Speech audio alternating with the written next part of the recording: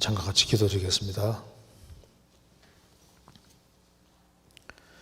자비로우신 우리 아버지 하나님, 오늘도 저희들을 한 자리에 불러 모아주시고 또 하나님의 말씀으로 교훈받게 해주신 것을 감사합니다.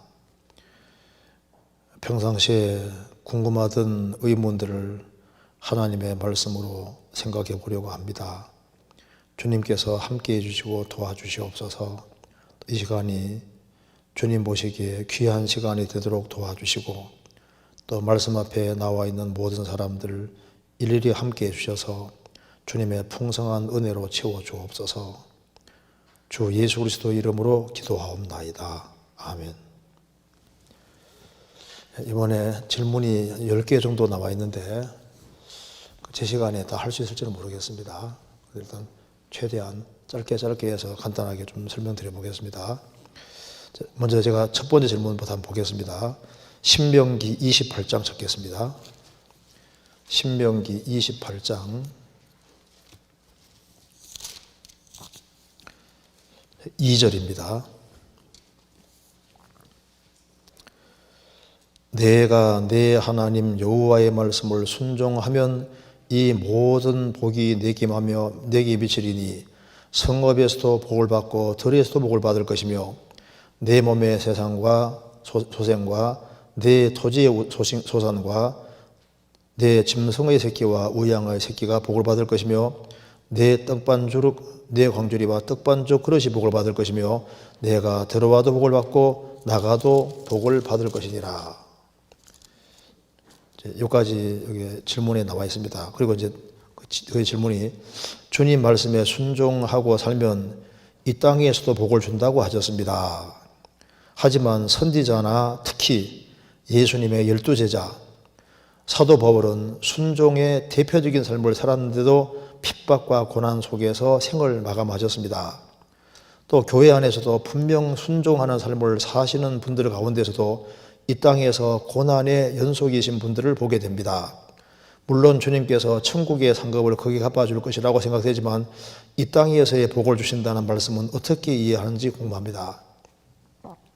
그러니까 성경 신명기 28장에 순종의 길을 걸어가면은 성읍에서도 복을 받고 들에서도 복, 자녀도 복을 받고 토지의 수산과 짐승의 새끼, 우양의 새끼가 복을 받을 것이며 광주리와 떡밭 그릇도 복을 받고 들어와도 복, 나가도 복을 받을 거라. 분명히 이렇게 나와 있는데 순종하면 이렇게 된다고 말씀하셨는데 선지자들, 예수님 지자들, 사도 바울 이런 사람은 순종의 삶을 사는 가장 대표적인 사람인데 그런데 고난의 연속으로 또 다 고난 속에서 생을 마감했다는 겁니다. 왜 이렇게 될까? 천국의 상급을 주실 것이라는 이해가 되지만은 이 땅에서 분명히 복을 준다고 되어 있는데 어떻게 해석해야 되겠느냐는 질문입니다. 이게 왜 그러냐면은 하나님께서 이스라엘 민족을 선택해서 순종하는 사람 어떤 복을 받고 불순종하는 자는 어떤 저주를 받는지를 말씀하셨고 그리고 이스라엘 하나님이 직접 그렇게 해주셨습니다. 그런데 왜 이걸 이제 구분을 잘 못하냐면은 이것 때문입니다. 신명기 5장 찾겠습니다. 신명기 5장 보면은 여기에 2절 우리 하나님 여호와께서 호렙산에서 우리와 언약을 세우셨나니 여기 봅시다. 먼저 알아야 될 것은 하나님의 언약 중에 이게 일방적인 언약이 있고 조건부 언약이 있습니다. 그러니까 하나님이 이제 일방적인 언약은 예를 들면은 아담이 죄를 지었을 때 하나님께서 여자의 우선 보내주겠다고 말씀하셨잖아요. 그건 아담 하와가 부탁이 한 것이 아닙니다. 하나님 일방적으로 이렇게 하신 겁니다. 그리고 아브라함을 부르시고 아브라함에게 너를 통해서 천하 만민이 복을 받으려 했을 때 아브라함이 부탁한 게 아니에요. 하나님이 일방적으로 아브라함에게 약속해 주기를 너를 통해서 모든 민족이 복을 받는다. 이건 무조건적인 언약이다 그 말입니다. 그런데 신명기 28장에 그 내용이 나와 있는데 이 언약은 조건부 언약입니다. 그것도 출애굽한 이스라엘 사람과 맺은 언약이에요. 그래서 여기 이렇게 말했습니다. 5장 3절 이 언약은 호렙산에서 세운 언약은 여호와께서 우리 열조와 세우신 것이 아니요 오늘 여기 살아있는 우리 곧 우리와 세우신 것이라. 그러니까 아브라함, 이삭, 야곱 이런 사람들에게 세운 언약은 무조건적인 언약인데 그래서 이 언약은 신명기 28장 이 언약은 여호와께서 우리 열조와 세우신 것이 아니요 오늘 여기 살아있는 우리 유태인들입니다. 우리 곧 우리와 세우신 언약이다. 그래서 신명기 28장에 들어가면 복, 나가면 복 이것이 지금 출애굽한 이스라엘 유대인들에게 하는 것이지 지금 이방인과 세운 것이 아니다 그 말입니다. 그래서 이스라엘 민족은 이를 실제로 샘플로 부르심 받았기 때문에 순종의 결과라면 실제로 육신이 그대로 복을 받아요.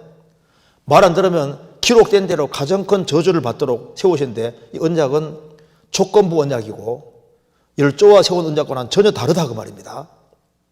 그래서 어떤 사람들은요 지금 그 이스라엘하고 이방인 교회를 잘 구분을 못 하거든요. 그래서 신명기 28장이 이게 유대인들에게 하는 얘기인데 유대인에게 주어진 축복은 그대로 교회로 넘어갔다고 해서 그렇게 해서 유대인들에게 한 말씀 자체를 교회하고 섞어버려요. 그러니까 성경 해석에 대혼란을 일으키는 겁니다. 그래서 이제 역사 속에서 왜 이 성경을 잘 구분 못하게 되냐 하면은 유대인은 항상 유대인으로 있습니다. 유대인도 있고 이방인도 있고 교회도 있는데 지금 세 줄기가 있습니다. 교회 이렇게 있습니다. 그런데 문제가 뭐냐 하면은 유대인들은 그리스도 배척함으로 망했기 때문에 유대인에게 주어진 복은 교회로 넘어갔다 가르치기 때문에 그러니까 구약에 나와 있는 유대인들을 전부 다 교회와 연결시켜 해석을 하니까 이게 해석이 안 되는 거예요. 그래서 이런 잘못된 내용이 나오게 된 것이 바로 이게 리플레이스먼트 디얼로지가 뭐냐면은 유대인에게 주어진 축복이 교회로 넘어갔다. 그래서 전부 다 구약에 나와 있는 내용을 전부 다 교회에다 대입시키게 합니다. 그래서 이제 이걸 대체 신학을 딱 받아들이고 있으니까 성경에 나와 있는 대로 들어가면 복, 나가면 복. 그래서 이제 신앙생활 바르게 하면 무조건 주님이 육신적으로 복을 주는 것처럼. 그래서 이것 때문에 번영신학도 번영신학이 나오게 됩니다. 번영. 그러니까 번영신학이라는 게 뭐냐면은 그러니까 예수님을 믿으면은 육신적으로 형통하고 만사가 잘 되고 건강하다. 그 축복을 계속해서 강조하는 이 신학이 번영신학이거든요. 그래서 대체신학, 번영신학 이런 것이 들어와 있으니까 성경 속에서 복 준다는 좋은 내용만 골라가지고 이렇게 얘기를 하는 식으로. 근데 실제 살아가는 건 실제는 그렇게 안 되거든요. 그래서 여기에 이제 유대인들이 육신이 복받는 걸 통해서 이제 하나님께서 이제 구원을 받고 그렇게 하면 신령한 축복 속에 들어갈 걸 말씀하셨고 그리고 이제 유대인들이 저주받는 걸 통해서 불순종하면은 이제 신앙생활도 망치게 되고 그리고 이제 영적으로 완전히 손해본다는 걸 하나님 미리 설명해 준 건 되는 거예요. 그래서 성경 말씀하기를 예수님께서도 고난을 당하셨고 질문한 대로 사도들 특히 바울 사도 이런 사람들 신앙생활을 그렇게 잘했지만은 세상에서는 얼마나 고난받았습니까? 예수님 말씀하시기를 세상에서는 너희가 환난을 당하나 담대하라 내가 세상을 이겨노라. 그리스도 안에서 바르게 살려고 하면은 육신적으로 잘 돼가는 것이 아니고 무릇 그리스도 안에서 경건하게 살고자 하는 자는 핍박을 받으리라. 핍박을 안 받고 고통을 안 받으면은 그것은 옳지 않다고 주님 말씀하신 거예요. 성경 요한복음 찾아보시겠습니다. 요한복음 15장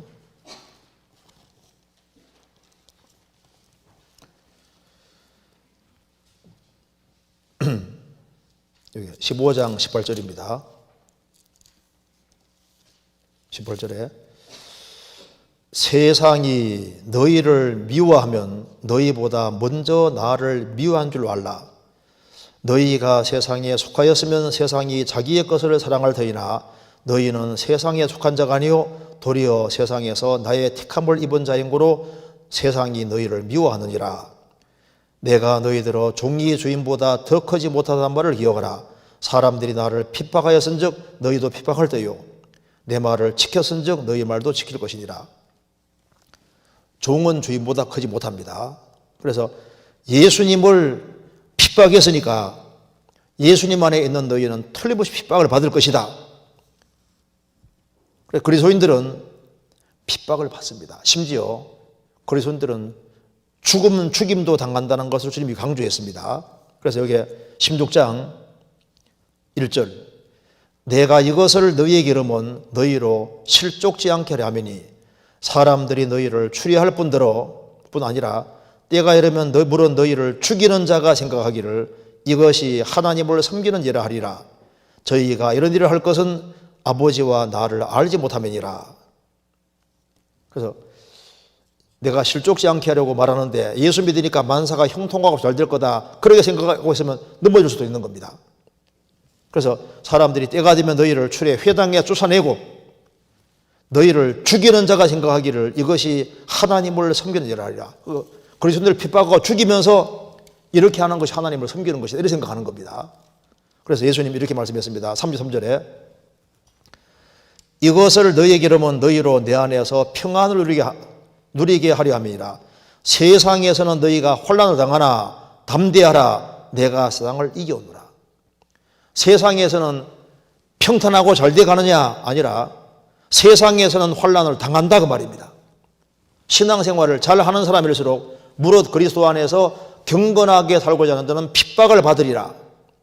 핍박받는 게 정상이고 갈라디아 4장 끝에도 육으로 난 자가 성령으로 난 것을 핍박한 같이 이제도 그러하도다. 성령으로 난 사람을 핍박을 하는데 하나님께서 가인 대신에 아벨을 택하시니까 가인이 아벨을 쳐 죽였습니다. 그리고 에서와 야곱이 있는데 야곱을 하나님 택하시니까 에서가 죽이려고 했잖아요. 이삭과 이스마엘이 있는데 하나님이 이삭을 택하니까 이스마엘이 때렸습니다. 예수님 당시에 유대 종교가들이 예수님을 죽였어요. 그래서 육으로 난 사람은 교회 생활을 하지만 신앙생활을 하지만 거듭나지 못한 사람은 성령으로 거듭난 사람을 핍박하는데 이제도 그러하다. 그리고 예수님께서는 모든 사람이 너희를 칭찬하면 화가 있다고 했습니다. 그리고 이제 웃는 자는 복이 있다고 했습니다. 차라리 예수님께서는 가난한 자가 복이 있고 우는 자가 복이 있고 핍박을 받는 자가 복이 있다고 말씀하셨으니까 신명기 18장 언약은 다르지 않습니까? 신명기 18장 말씀은 이제 이스라엘 민족을 하나님의 선민으로 택하셔서 전 세계 사람에게 실물 교훈으로 주님께서 순종하면은 육신을 정확히 복을 주시고 불순종하면 육신을 정확히 저주하심으로 하나님 순종자 하는 자는 어떤 복을 받고 저주받는지를 실물 교훈으로 보여준 거예요. 보여준 거. 그리고 이제 하나님의 은혜 안에 들어와 있는 사람은 성경에서 핍박을 받을 것을 주님이 계속 경고하신 겁니다. 성경 누가복음 6장 보시겠습니다. 누가복음 6장 제가 읽겠습니다. 20절에 예수께서 눈을 들어 제 아들을 보시고 가라사대 가난한 자는 복이 있나니 하나님의 나라가 너희 것이며 이제 줄인 자는 복이 있나니 너희가 배부름을 얻을 것이며 이제 우는 자는 복이 있나니 너희가 웃을 것이며 인자를 인하여 사람들이 너희를 미워하며 멀리하고 욕하고 너희 이름을 악하다여 버릴 때에는 너희에게 복이도다. 그날에 기뻐하고 되놀라 하늘에서 너희 상이 큼이라 저희 조상들이 선자들에게 이와 같이 하였느니라. 이제 마음이 가난한 사람, 심령이 가난한 자, 가난한 자는 복이 있다. 이제 줄인 자는 복이 있다. 이제 우는 자는 복이 있다. 예수님 믿는 것 때문에 사람에게 미움을 당하고 따돌림을 당하고 욕하고 너희 이름을 악하다여 버릴 때는 복이 있다. 그날에 기뻐하고 뛰놀라 너희 상이 큼이라. 반대로 24절에 그러나 화에 있을진저 너희 부유한 자여 너희는 너희의 위로를 이미 받았도다. 화에 있을진저 너희 이제 배부른 자여 너희가 줄이리로다. 화에 있을진저 너희 이제 웃는 자여 너희가 애통하며 울리로다. 모든 사람이 너를 칭찬하면 화가 있도다. 저희의 조상들이 거짓 선자들에게 의와하지 않느니라. 거짓 선자들은 칭찬을 받는데 참으로 주님을 바르게 믿는 사람들은 핍박을 받고 따돌림을 당하고 욕을 얻어먹고 이렇게 한다는 겁니다. 자, 그래서 그리스도인이 됐다는 것은 자기 십자가를 지는 사람들인 거예요. 그래서 성경에 말씀한 대로 복음이 확실하게 전해지는 곳에는 반드시 반대가 있다고 말씀하신 겁니다. 사도행전 28장 찾겠습니다. 28장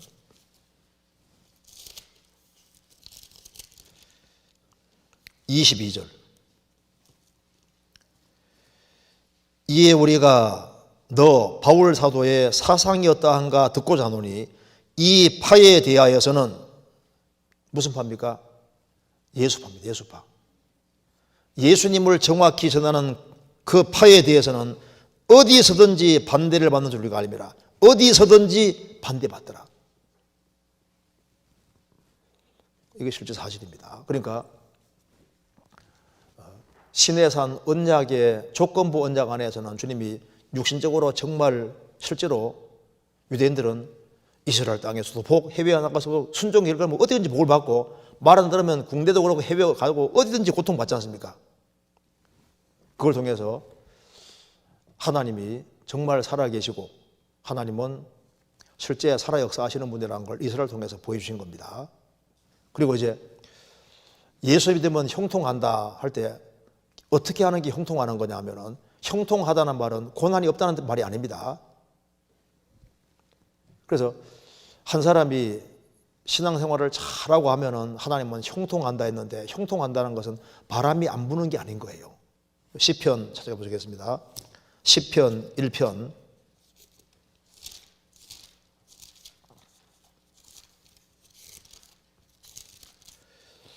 1편 2절 오직 여호와의 율법을 즐거워하여 그 율법을 주야로 묵상하나 저로다. 여기 율법은 하나님 말씀입니다.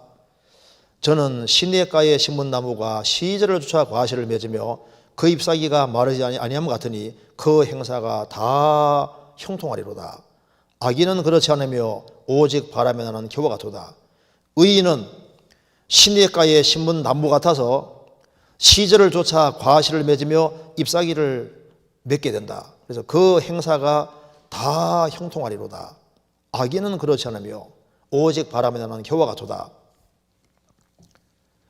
바람이 샥 지나가면은 겨는 다 날려가지 않습니까? 그런데 물가에 심긴 나무는 딱 그 자리에 있습니다.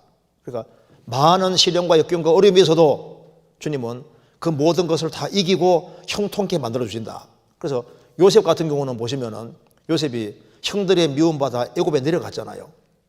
그래서 보디발 집에서 이제 가정 일부 다는데 주님이 범사에 형통케 하시더라. 지금 여기 노예로 붙잡혀 와가지고 종으로 붙잡혀와서 고생하는데 주님이 형통케 하셨다. 또 억울한 누명을 쓰고 보디발 아내가 이제 동침하는 걸 거절하니까 그 사랑하는 마음이 미움으로 바꿔져서 죽이려고 한 겁니다. 하나님의 도움으로 죽지는 않고 감옥에 들어갔는데 하나님이 범사에 형통케 하시다고 했습니다. 그러니까 형통케 한다는 것은 어려움이 없다는 말이 아니고 그 어려움 속에서도 하나님께서 그 사람이 영적으로도 풍부하게 만들어주시고 그리고 이제 영적으로 축복해 주는 그 축복을 받게 되는 겁니다. 그래서 신약시대, 구약시대 이스라엘 민족 육신의 복을 받는 걸 보여주신 것은 예수님 안에 살아가면은 신령한 복을 받게 될 것을 미리 보여주신 것이 되는 거예요. 그래서 우리는 하늘에 속한 신령한 복을 받는 겁니다. 그래서 하나님의 도우심을 받고 그 도움 속에 사는 것이 바로 형통인 거예요. 그리고 이제 성경은 말합니다. 육신적으로 잘 돼간다고 해서 꼭 복은 아니라고 말하고 있거든요. 성경 예레미야 24장에 보면은 이제 성경이 이렇게 나옵니다. 24장에 이제 여기에 바벨론이라는 나라가 이스라엘 쳐들어와서 예루살렘에 살고 있는 일부의 사람을 붙잡아서 바벨론을 끌고 갔습니다. 근데 사람들은요, 아이고, 에집트에 그냥 팔려가니까 이제 붙잡혀서 가니까 아이고 이 사람 불쌍하다 이렇게 생각했습니다. 근데 하나님께서 말씀하셨습니다. 왜 내가 바벨론 나라 들어서 에집트 여기 예루살렘 사람 일부를 왜 잡아간 줄 아느냐? 요 잡혀간 사람들은 극히 좋은 무화나무고 여기 남겨진 사람은 극히 약한 무화나무인데 왜 남겨두셨느냐? 요 사람들에게는 나중에 축복해주고 요 남아있는 사람은 잡으려고 딱 남겨두신 겁니다. 자기들은 안 잡혀갔으니까 에집트에 안 잡혀갔으니까 바벨론 안 잡혀갔으니까 우리는 행복하다. 끌려간 사람은 불쌍한 사람이고 자기들은 이제 하나님 축복받은 사람 생각했는데 하나님은 요 사람들이 이제 심판받은 사람이니까 딱 옮겨놓고 바벨론에서 들어와서 여기 다 죽여버립니다. 그러니까 성급하게 판단하면 안 되는 거예요. 성급하게. 그래서 어떤 사람 구원받은 사람이 너무너무 어렵게 되니까 아이고 안 됐네요. 만수 잘 돼가니까 행복하겠네요. 복 받았네요. 그게 아닙니다. 그렇게 생각하면 천만의 말씀인 거예요. 성경 요한계시록 2장 3장에 보면은 서머나 성도들은 환란이 있고 궁핍이 있고 장차받을 환란이 있습니다. 그런데 주님께서 실상은 부유한 자들이라. 믿음에 부유한 사람이 부유한 사람이 되는 거예요. 그런데 라오디게 교회 사람들은 말합니다. 나는 부자라 부유하여 부족한 것이 없다. 주님께서는 너의 가련한 것과 가난한 것과 눈먼 것과 벌거벗은 걸 알지 못하느라. 육신적으로서 라오디게 교회 사람들은 잘 되고 있는데 주님께서 보니까 너희들은 형편없다고 말입니다. 서머나 교회 성도들은 그렇게 환난과 핍박이 있고 떼거리도 없고 한데 주님께서는 너희들은 부유한 자다 이렇게 말씀하신 겁니다. 그래서 이제 영혼이 더 잘 되는 게 중요한 거예요. 주님은 주님 안에 신령한 축복을 다 넣어두신 겁니다. 그래서 바울 사도는 그렇게 많은 혼란과 고난과 핍박 이런 걸 받았지만은 주님께서는 이 사람이 영적으로 정말 부유하게 만들어주신 겁니다. 사랑하는 자여 내 영혼이 잘됨 같이 내가 범사에 잘되고 강건하게 한거노라 했을 때 그 가이오라는 사람이 로마 교회 식준입니다. 그런 구원을 받고 성도들을 대접을 정말 잘했습니다.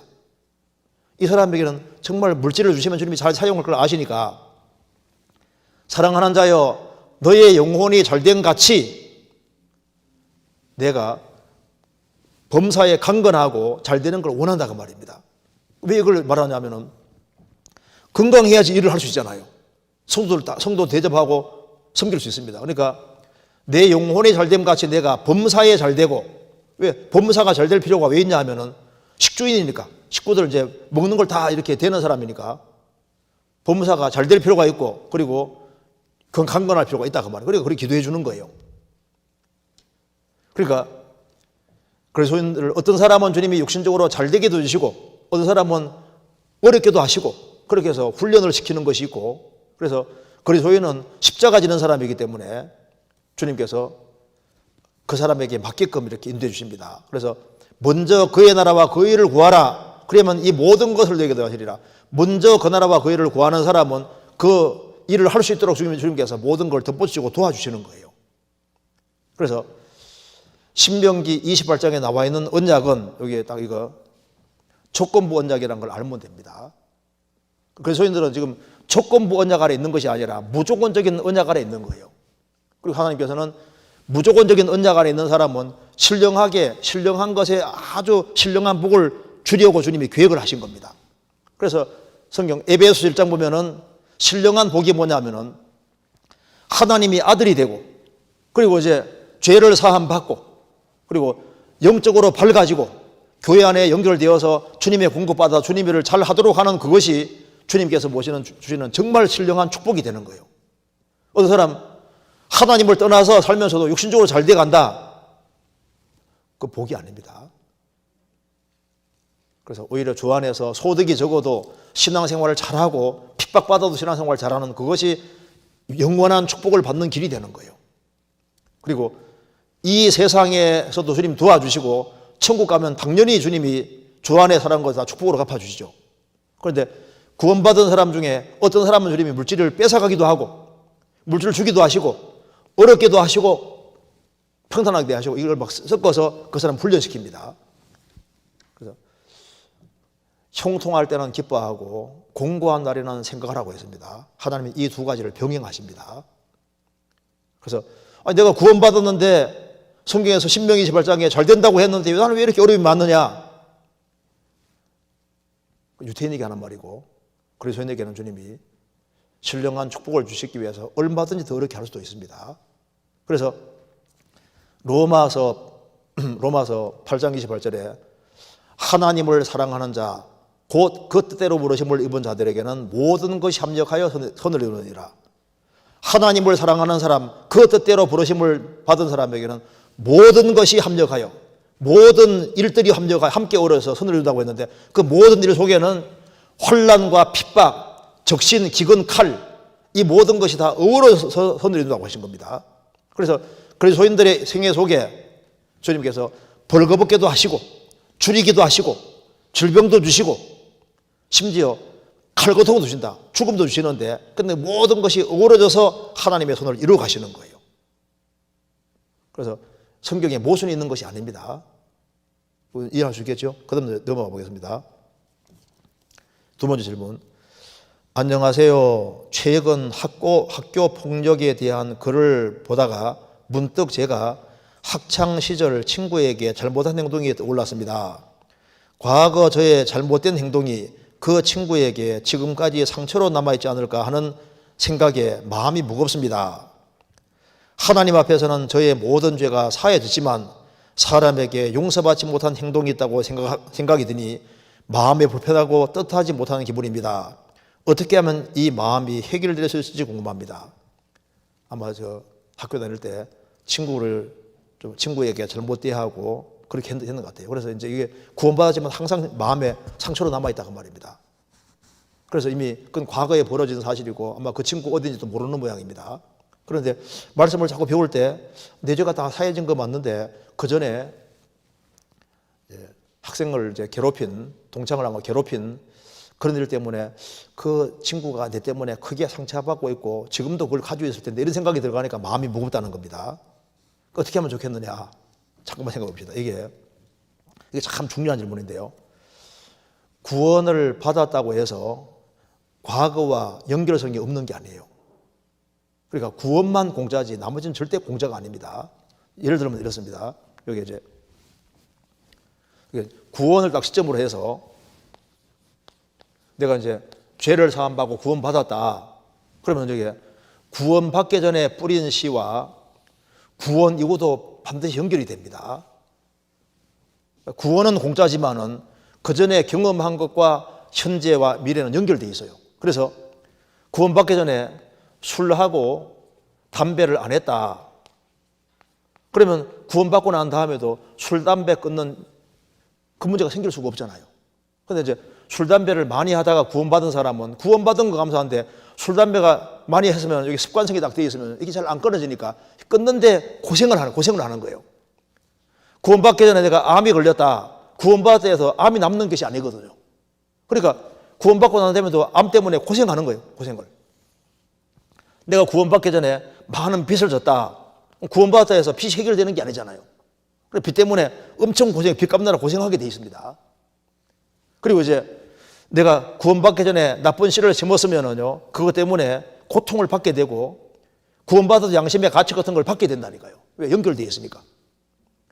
그래서 이제 구원받기 전에 빚을 졌다. 구원받고 난 다음 빚을 갚아야 됩니다. 구원받아 해서 구원받기 전에 과거가 끝난 게 아니에요. 새로운 표현으로 살지만은 그 전에 뿌린 씨는 연결되어 있습니다. 그래서 성경 누가복음 19장 한번 보시겠습니다.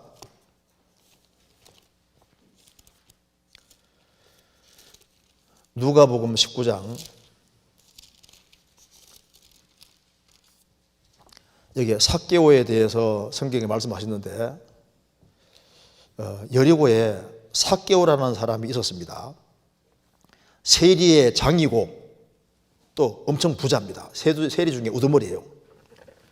그래서 이 사람은 예수님 누군지 알고 싶어서 사람이 너무 많고 키가 작으니까 뽕나무에 올라가서 예수님 보고 있습니다. 예수님은 이제 그 사람을 딱 보시면서 삭개오야 이리로 내려오라. 내가 오늘 너의 집에 유해해야 되겠느니라. 삭개오가 너무너무 즐거웠습니다. 자신을 처음 봤는데 이미 자기를 다 알고 있는 거예요. 기쁘게 영접했습니다. 그리고 이제 예수님과 이렇게 얘기합니다. 8절에 삭개오가 서서 죽기 어짜오되, 세리장인데 섰습니다. 그러니까 주님을 굉장히 높이는 거지 않습니까? 서서 죽기 어짜오되, 앉아서가 아닙니다. 누워서가 아니라 서서 여짜오되, 주여 보시옵소서, 내 소유의 절반을 가난한 자들에게 주겠사오며, 만일 뒤에 토색한 일이 있으면, 남의 것을 강탈한 것이 있으면 4배나 갚겠나이다. 예수께서 이르시되 오늘 구원이 이 집에 이르렀으니 이 사람도 아브라함 자손입니다. 예수님을 딱 만나니까 자기가 마음이 넓어졌습니다. 내 소유의 절반을 가난한 자에게 주겠사오며, 내가 만일 토색한 것이 있으면 내가 그것에 대해서 4배나 갚겠습니다. 이렇게 말씀했지 않습니까? 구원받기 전에 빚진 것 있으면 갚아야 됩니다. 잘못한 거 있으면 가서 빨리빨리 사과하는 것이 그게 잘하는 거예요. 그래서 구원받기 전에 뿌린 씨를 거둔다는 게 확실합니다. 예를 들면 이거 봐요. 예수님이 죽으실 때 십자가 앞에 두 강도가 똑같이 달렸는데 십자가 위에서 이 사람이 구원받았습니다. 구원받았다고 해서 십자가에 죽는 걸 모면할 수 없었고, 예수님은 오후 3시에 죽으셨는데 이 행악자들은 6시 되면 그 다음날 안식일이기 때문에 그 다음날 되기 직전에 이 두 사람은 끄집어 내려져서 산채로 죽이는데요. 뼈를 꺾는다는 말이 무슨 말이냐면, 뼈를 부러뜨리는데 어떻게 부러뜨리냐면 망치가 다 두드러기 패는 겁니다. 두드러기 해서 완전히 가루로 만들어가 죽이는 거니까 얼마나 고통받는지 모르는데, 이 사람은 십자가에서 구원은 받았지만 그 전에 뿌린 악이 많기 때문에 구원은 해주셨지만은 남에게 악을 행하고 한 것이기 때문에 죽을 때 그런 막 고통을 치르면서 죽지 않습니까? 구원받았다 해서 그 전에 뿌린 씨를 그냥 안 거두는 게 아니라 거기에 대한 대가를 받게 되고, 십자가에서 막 십자가 달린 것도 얼마나 아픈데 끄집어내려서 강제로 발을 부러뜨려 죽이니까 엄청난 대가를 그대로 치루었습니다. 그래서 나는 이제 구원받았으니까 그 전에 잘못된 것에서 내가 면제가 됐기 때문에, 그렇기 때문에 그 책임성에서 완전히 없어지느냐? 아닙니다. 그래서 그러면 어떻게 해야 되느냐? 하나님 앞에서 구원받기 전에 악을 행했다 할지라도 어떻게 해야 될지 우리가 잘 알 수 있습니다. 성경 잠언 찾아보시겠습니다. 잠언 16장 7절.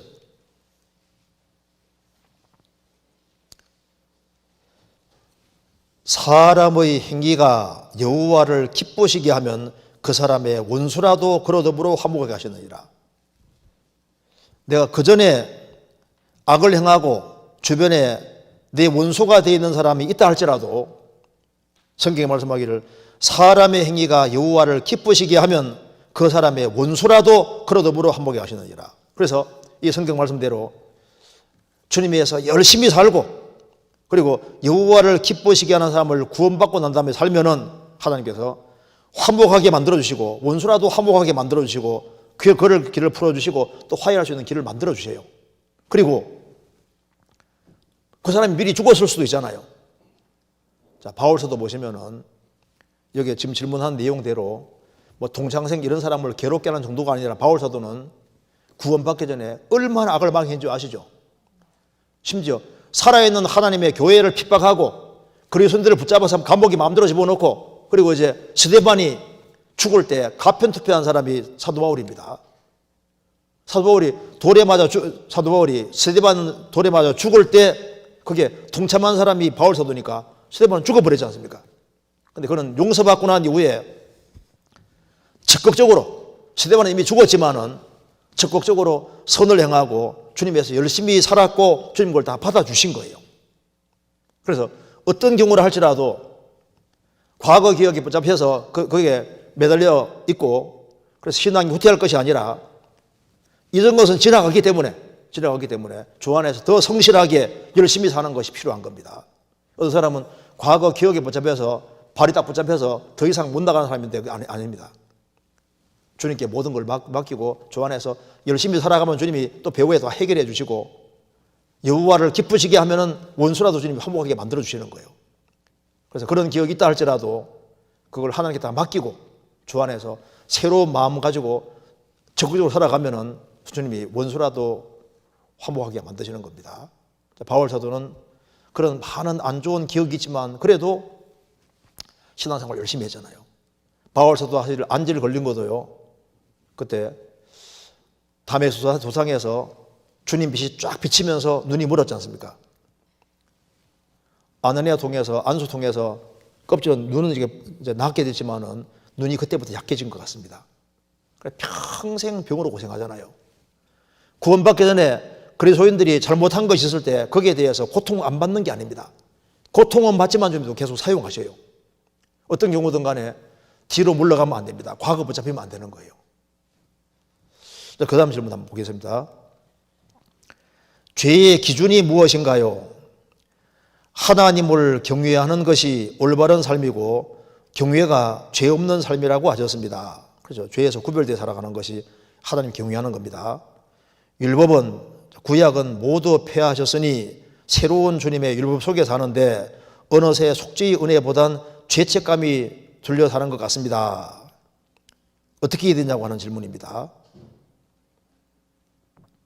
여기 이제 죄의 기준이 무엇인가요? 죄의 기준은 성경이죠.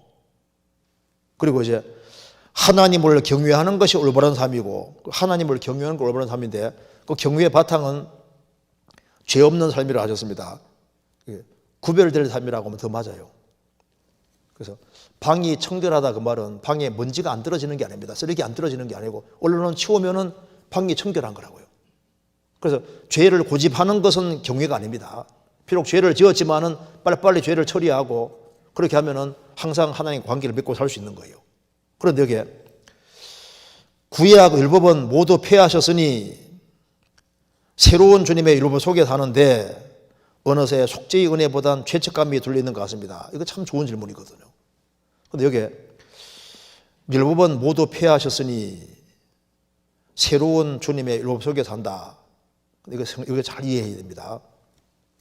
성경이 뭐라 그랬냐면은 구원받은 사람은 율법 아래 안 있다는 말은 맞아요.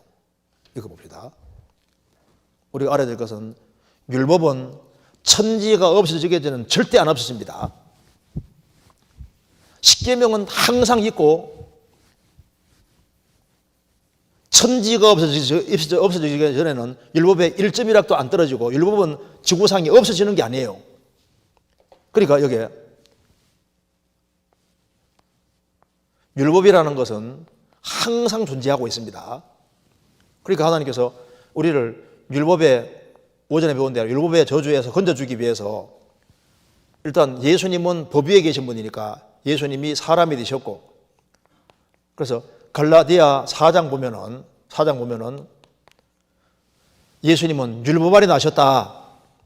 율법 아래 나신 이유는 율법 아래 있는 자들을 속량 건져내기 위해서다 겁니다. 그래서 이 건져내기 위해서는 예수님이 일단 사람에 대해서 율법 아래 내려오셔야 되고 로마 성경 갈라디아 3장에는 예수님은 십자가에 죽으심으로 율법의 저주의 소리를 속량 건져내시고 또 예수님은 온전한 생애를 사시고 죽으시고 부활했기 때문에 예수님은 우리를 의롭게 해주셨습니다. 그래서 율법은 항상 있어도 예수님이 율법 아래에서 십자가에 죽으시고 내 죄를 대속하셨기 때문에 율법에서 내가 벗어나 있는 겁니다. 율법은 항상 존재하는데 죽으면 끝이 나는 거예요.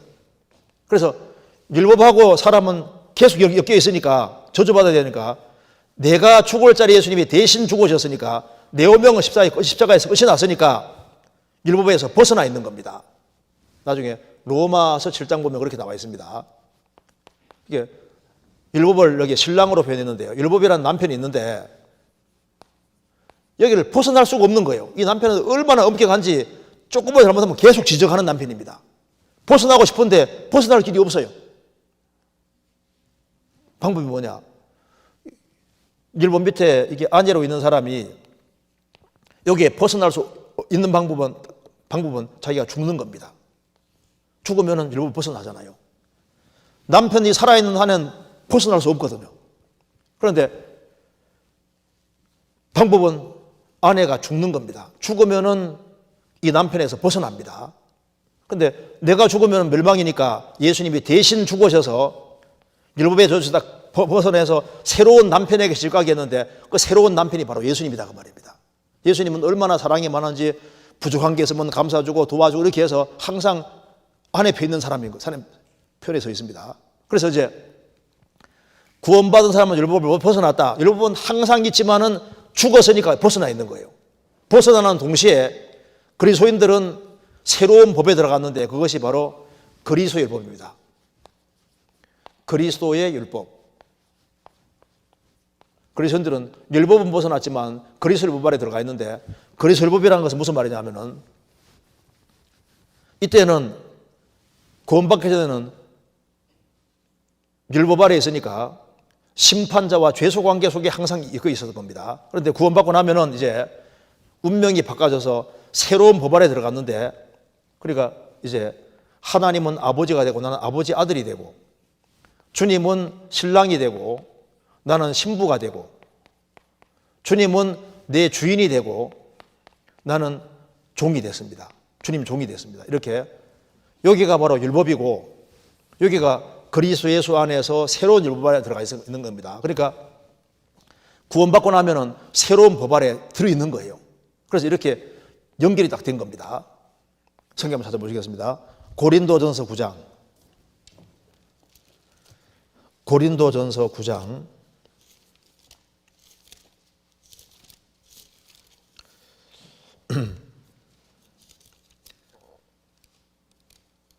9장. 성경 여기에 20절부터 제가 읽겠습니다. 19절부터 제가 읽겠습니다. 내가 모든 사람에게 자유하였으나 스스로 모든 사람에게 종이 된 것은 더 많은 사람을 얻고자 함이라. 유대인들에게는 내가 유대인같이 된 것은 그 회당에 들어갔다는 겁니다. 전도로 들어갔는데 그렇게 한 것은 유대인들을 얻고자 하며 율법 아래에 있는 자들에게는 내가 율법 아래에 있지 아니하나. 율법 벗어나 있습니다.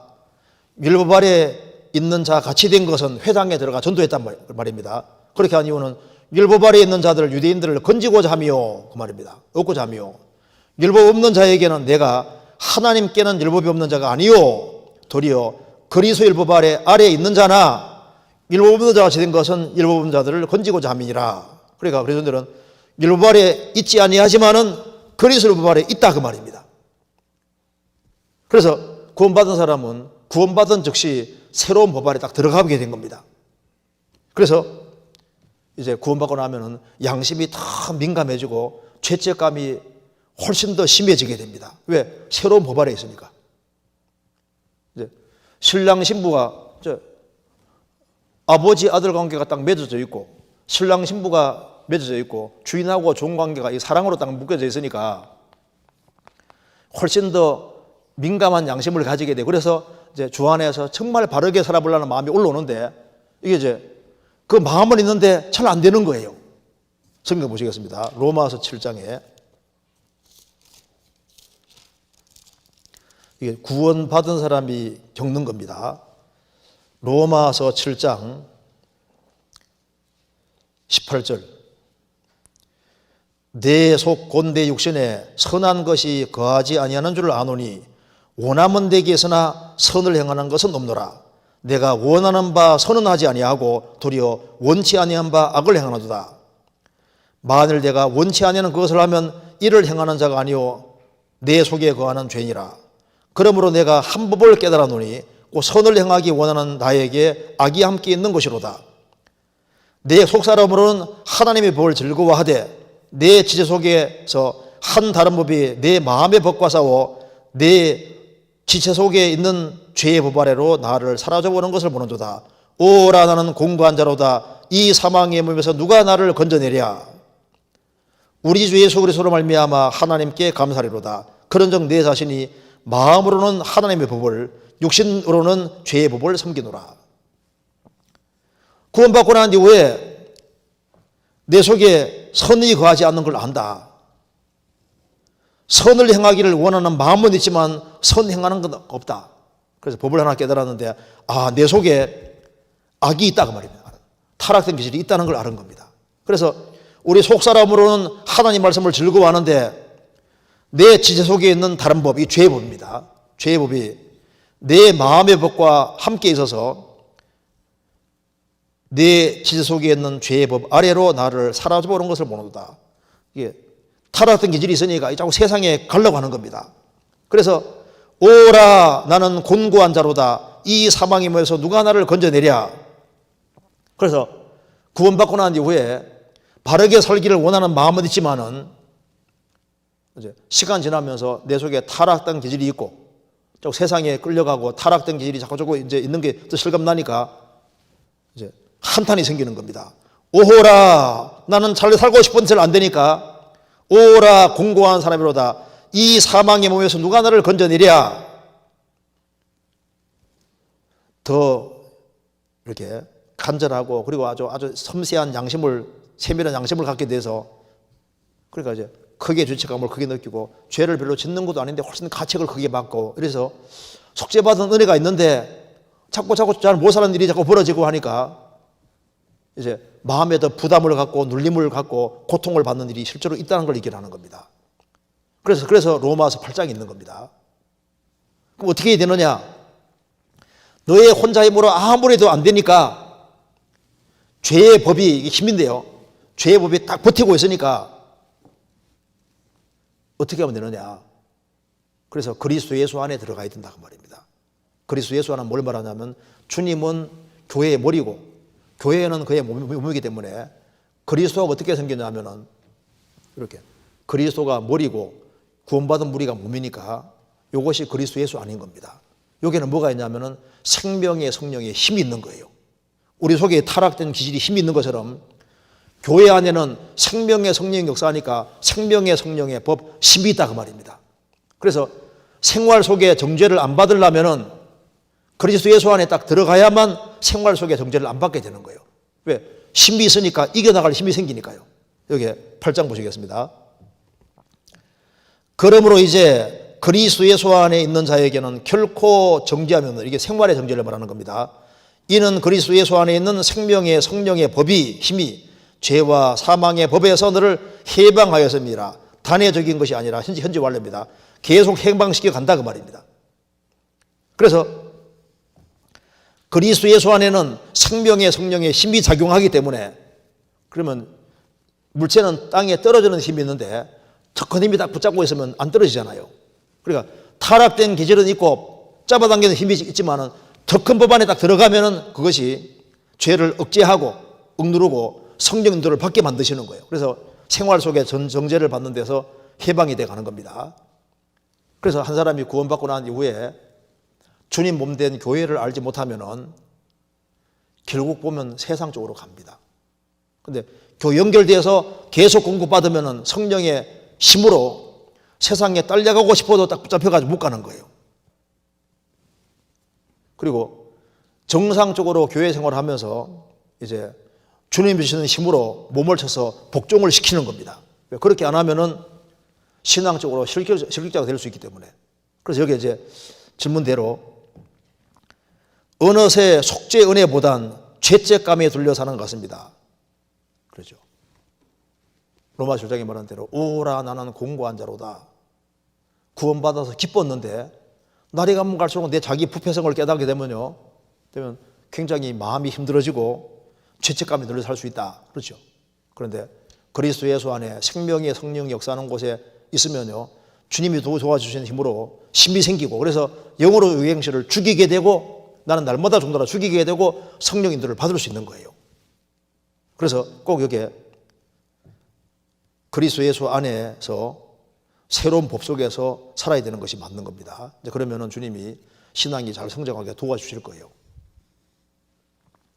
참 신기한 것은 교회 연결 안 되는 사람은 얼마 시간 지나가면 힘이 없어요. 조금 더 시간 지나가면 세상으로 가 있습니다. 그런데 구원받고 구원받은 무리 가운데 있으면 그 타락된 기질도 있고 막 힘든 것도 있지만은 또 주님이 새로운 힘이 있어가지고 신앙생활을 쭉 계속하게 만들어 주세요. 그래서 이제 이런 생각이 죄책감이 이제 줄어들고 이게 하는 이유는 해야 될 것은 이게 그리스도 예수 안에 들어와 있으면 되는 겁니다. 몸된 교회와 꼭 연결이 되어야 되는 겁니다. 그 다음 질문 보겠습니다. 여기 역대하 4장 3절 보시겠습니다. 역대하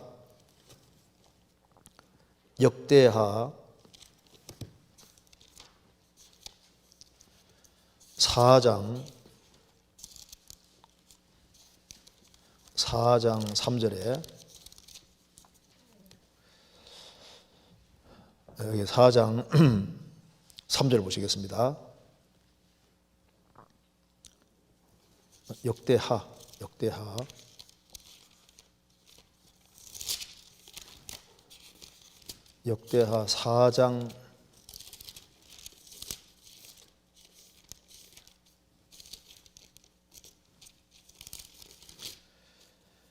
4장 3절 제가 읽겠습니다. 그 가장자리 아래에는 돌아가며 소 형상이 있는데 매 규빗에 소가 10씩 있어서 바다 주위에 둘렸으니 그 소는 바다를 부어 만들 때 두 줄로 부어 만들었으며. 또 찾아보시겠습니다. 열왕기상 7장 24절.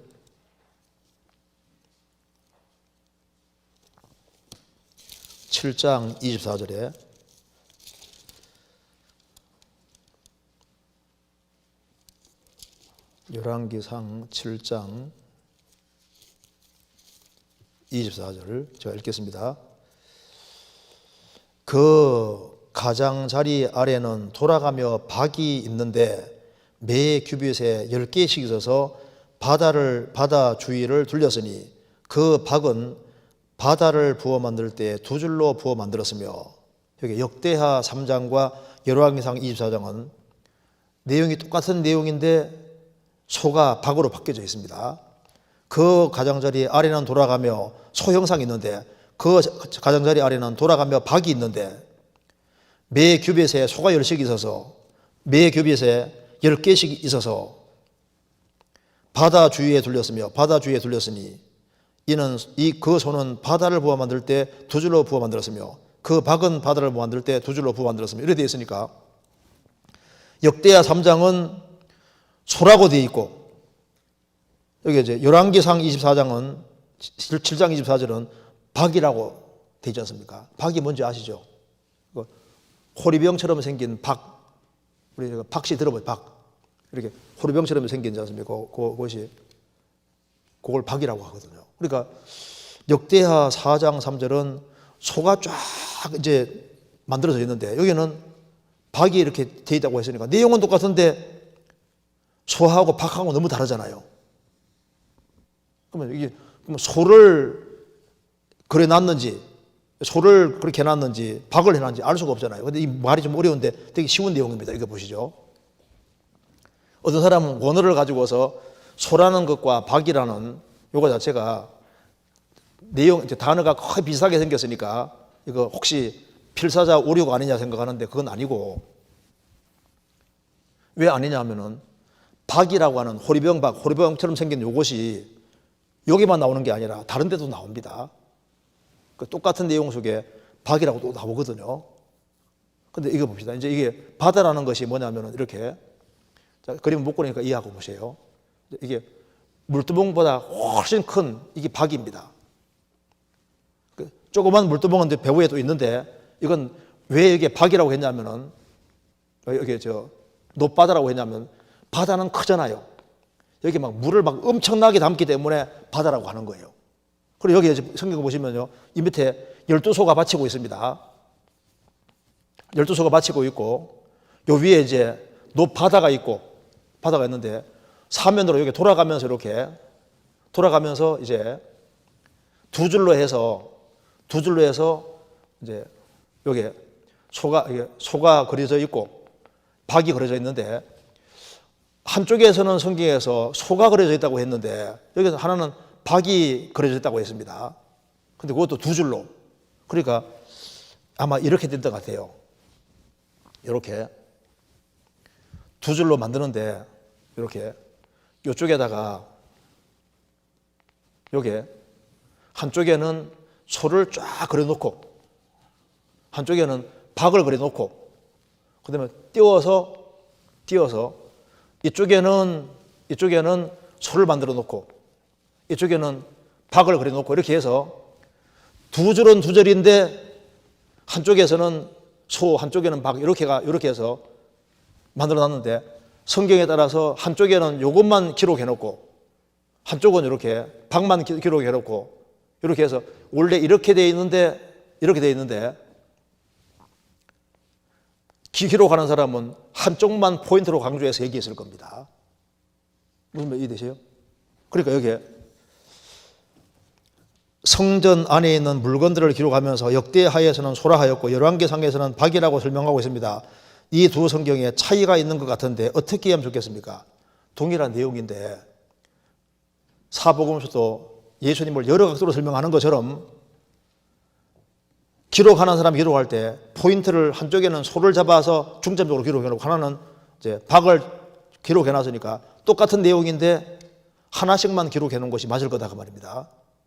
그래서 그리고 이제 왜냐하면 박이라는 것 자체가 필사적 오류가 아니라 박을 성경에 말씀하기를 기록하고 있는데 여기도 사용했습니다. 열왕기상 6장 보시겠습니다. 그 앞에 열왕기상 6장 18절에 전 성전 안에 입힌 백향복에는 박과 핀꽃을 아로새겼고 모두 백향복이라 돌이 보이지 아니하며 여기 보면은 전 안에 입힌 백향복에는 박과 핀꽃을 아로새겼고 맞습니다. 그리고 열왕기상 7장에는 다시 보시면은 23절에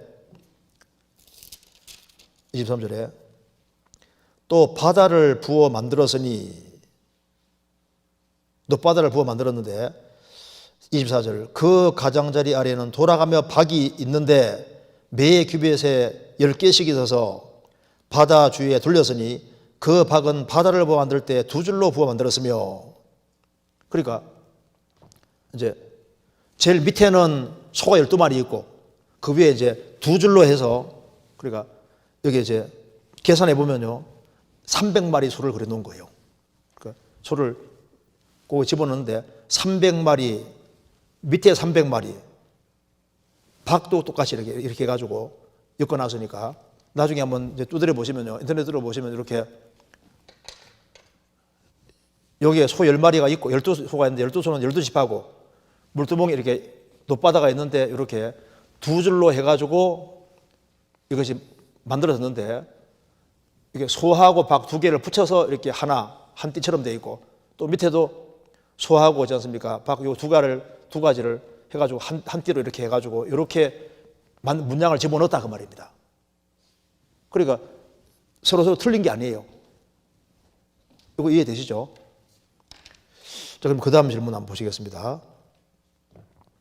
여기 이제 5번째 질문 제가 보겠습니다. 제가 이거 그냥 읽겠습니다.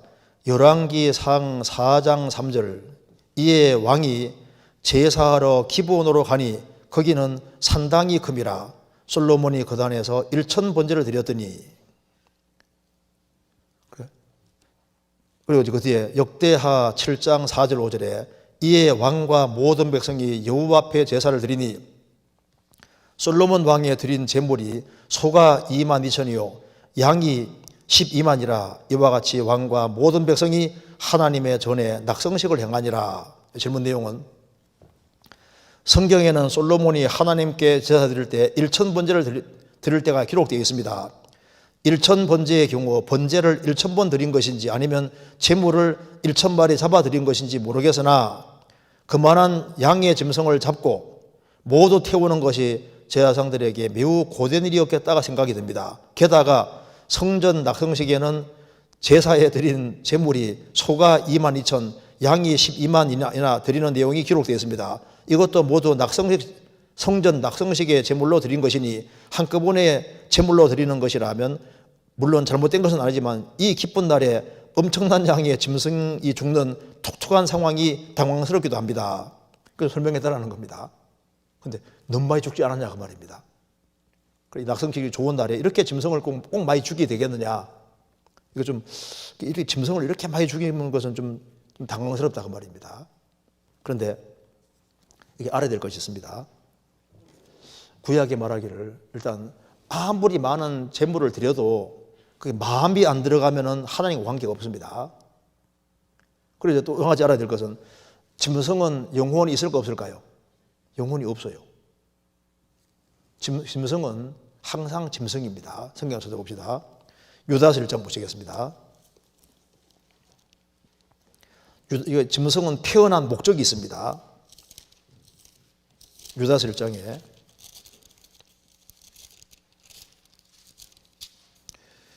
제가 읽겠습니다. 10절 읽겠습니다. 1장 10절.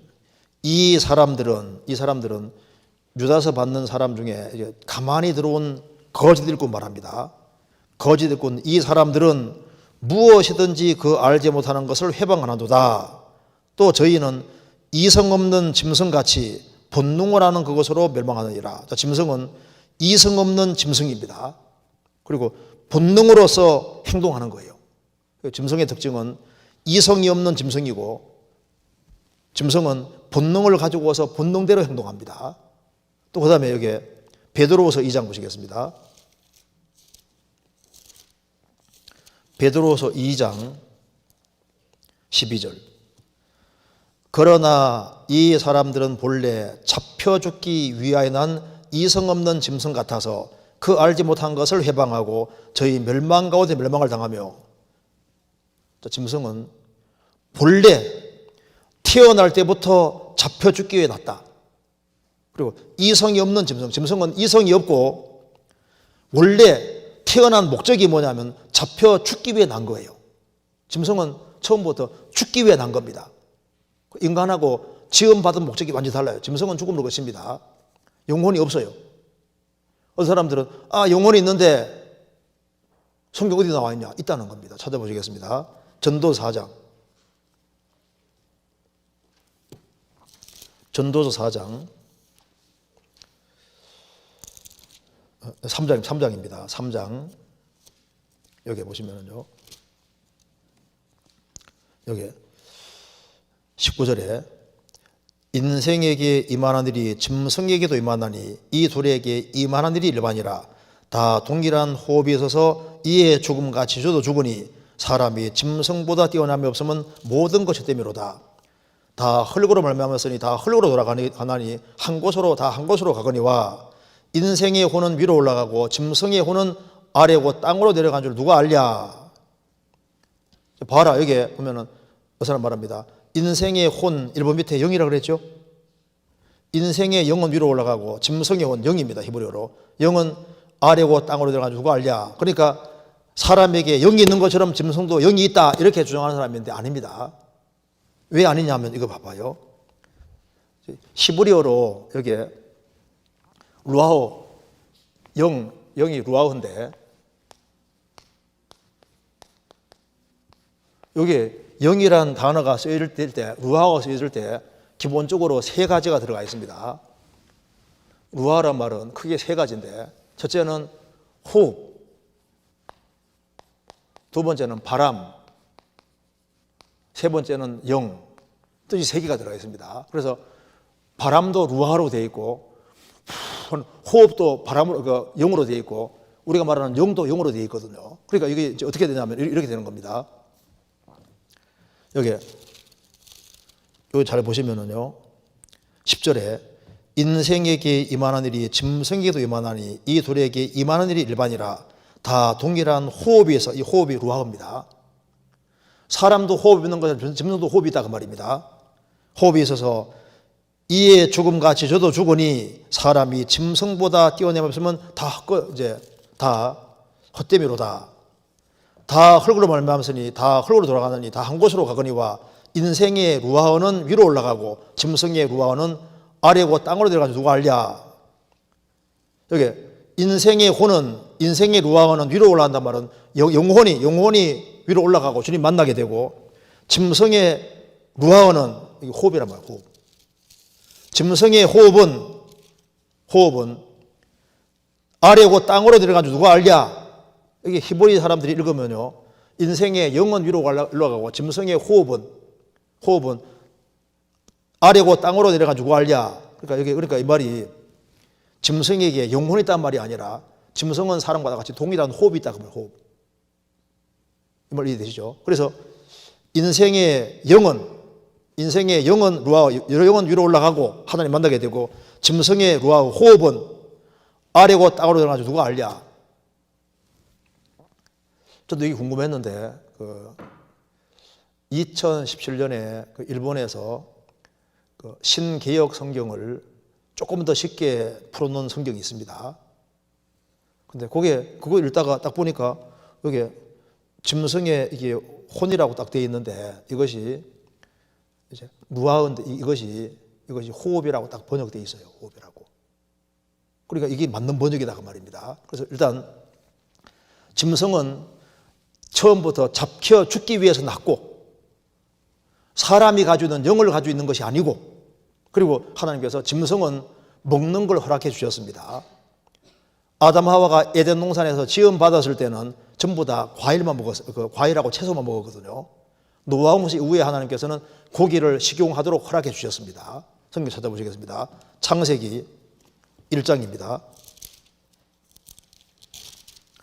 창세기 1장 29절.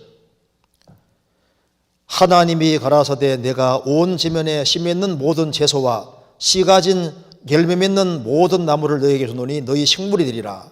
자, 그래서 여기 에덴 동산에서는 사람은 과일, 채소 먹었습니다. 3절에 짐승들은 전부 다 풀만 먹었거든요. 그런데 노아 홍수 이후에는 하나님이 정식으로 허락해 주셨습니다. 창세기 9장 3절. 무릇 산 동물은 너희 식물이 될지라 채소같이 내가 이것을 다 너희에게 주노라. 그래서 짐승은 하나님이 먹도록 허락해 주셨습니다.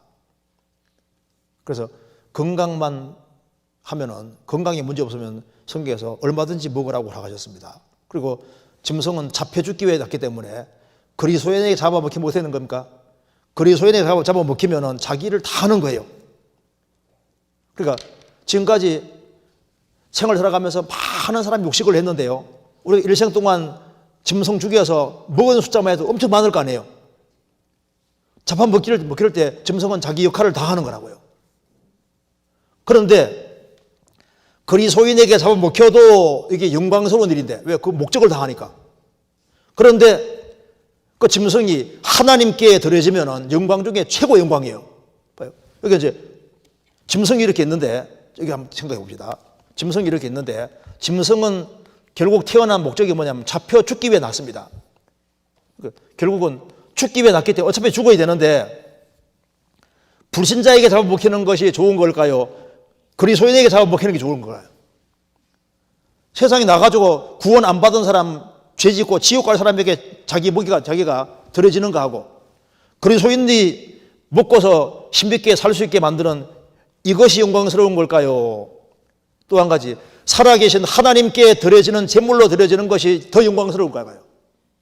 잡혀 죽기 위해 왔으니까 그리스도인에게 잡아먹히는 것은 좋은 것이고 하나님께 제물로 드려지면 훨씬 더 영광스러운 겁니다. 그래서 여기 2만 명이 2만 마리지 3마리지 관계없습니다. 왜? 가장 영광스럽게 하나님께 드려지는데 하나님께 드려지는 것만큼 최고 영광은 없는 거예요. 지음받은 목적이 그거니까. 이 말 이해되시죠? 그러니까 아이고 짐승이 저를 이렇게 막 너무 많이 죽으니까 불쌍하다. 물론 불쌍하지만요. 하나님께서는 짐승은 원래 그렇게 정해놨습니다. 그래서 이 낙성식 때 더 많이 드려도 영광스러운 겁니다. 짐승편에서는 영광스러운 거거든요. 하나님께 제물로 드려지는 것만큼 영광스러운 건 없습니다. 우리 인생도 그냥 비실비실 하다가 죽는 거 하고 하나님께 자신을 완전히 바쳐서 드려지면 그 최고 영광이 되는 거예요. 그잖아요. 그리고 이제 그 다음 질문 보시겠습니다. 여기에 요한복음 1장 보시겠습니다. 요한복음 1장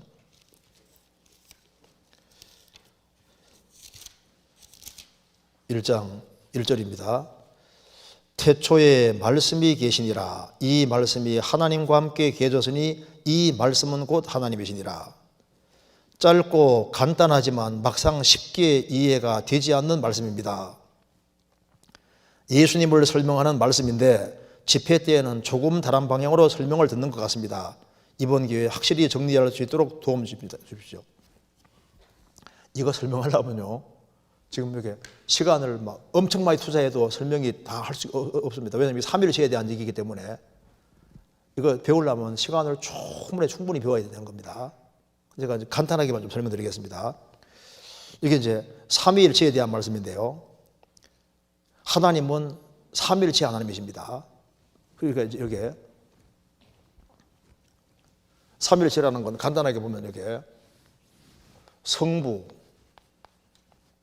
성자,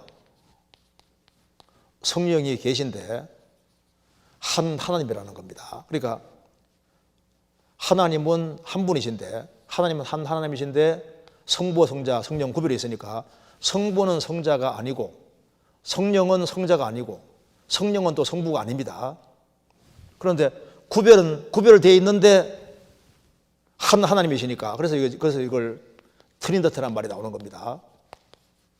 그러니까 트라이는 셋이고 유너티는 일치니까 셋인데 하나다. 하나님은 한 분이신데 성부, 성자, 성령 구별이 있다는 겁니다. 그런데 이것이 인간 머리로 왜 이해가 안 되냐면은 셋은 하나라고 하니까 이게 이해가 될 수가 없잖아요. 그래서 이 삼위일체를 자기 머리로 풀라고 하면은 머리가 돌 거라고 했습니다. 이런 것은 믿음으로 받아들일 수밖에 없어요. 그래서 그 옛날에 아리오스라는 사람은 예수님의 하나님됨을 부정했습니다. 하나님과 유사한 분이다 이렇게 이해하지 하나님으로 안 받아들여요. 그런데 아타나시오스는 예수님은 성부, 성자, 성령은 한 하나님이 맞다는 걸 잘 주장을 했습니다. 성경이 그렇게 말하고 있으니까요. 그래서 여기 이 말씀도 태초에 말씀이 계시니라, 태초에 로고스가 예수님이 계시니라고 말입니다. 이 말씀이 예수님이 하나님과 함께 계셨으니, 성부와 성령과 함께 계셨으니 이 말씀은 곧 하나님이시니라. 함께 계신 것도 맞고 하나인 것도 맞는 거예요. 그러니까 셋이 하나란 말입니다.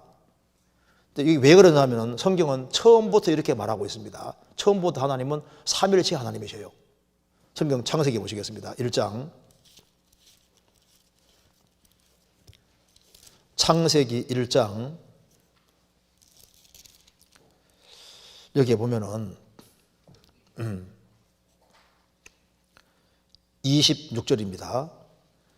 하나님이 가라사대 우리의 형상을 따라 우리의 모양대로 우리가 사람을 만들고 그로 바다의 고기와 공중의 새와 육축과 온 땅과 땅에 거하는 모든 것을 다스리게 하자 하시고 하나님이 자기 형상 곧 하나님의 형상대로 사람을 창조하시되 남자 여자를 창조하시고 하나님이신데 성경 처음부터 우리 형상을 따라 우리 모양대로 우리가 사람을 만들고 그리고 의논하면서 그로 사람으로 바다의 고기와 공중의 새와 육축과 온 땅에 기는 모든 것을 다스리게 하자 하시고 의논하시고 사람을 하나님 형상대로 만드셨다. 그러니까 하나님은 한 분이신데 처음부터 하나님이신데 우리로 시작됩니다. 우리로. 그러니까 하나님은 한 분이신데 우리 성부, 성자, 성령 구별이 있습니다. 자, 성경 창세기 3장 보시겠습니다. 창세기 3장 22절 여호와 하나님이 가라사대 보라 이 사람이 선악을 아는 일에 우리 중 하나같이 되었으니 여호와 하나님 말씀하시기를 아담이 선악을 아는 일에 우리 중 하나같이 되었다. 하나님인데 우리 중 하나. 삼위일체를 말하는 겁니다. 창세기 11장 찾겠습니다. 11장 6절 여호와께서 가라사대 이 무리가 한 족속이요 언어도 하나이므로 이같이 시작하였으니 이후로는 그 경영하는 일을 금지할 소리로다. 그러면서 자 우리가 내려가서 분명히 6절에 여호와인데 처음부터 우리잖아요. 성경이 항상 이렇게 되어 있습니다. 전도서 12장 1절에 너를 지은 창조주를 기어하라 창조자를 기어하라 하는데 그 창조자가 히브리어로 복수로 되어 있거든요. 이사야 53장에도 이는 너를 지으신 자는 내 남편이시라 내 남편이시라는 그 복수로 되어 있습니다. 너를 지으신 자가 복수로 되어 있거든요. 성경은 처음부터 복수를 사용하고 있습니다. 그래서 하나님이란 말이 엘로하는 단수인데 엘로힘은 복수거든요.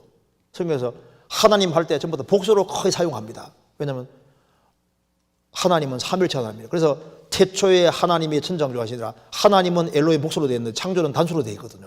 그러니까 하나님이 한 분인데 이렇게 구별이 되어 있는 것이 맞아요. 그리고 이제 예수님이 하나님이라고 하는 사실은 성경 전체가 가르치고 있습니다.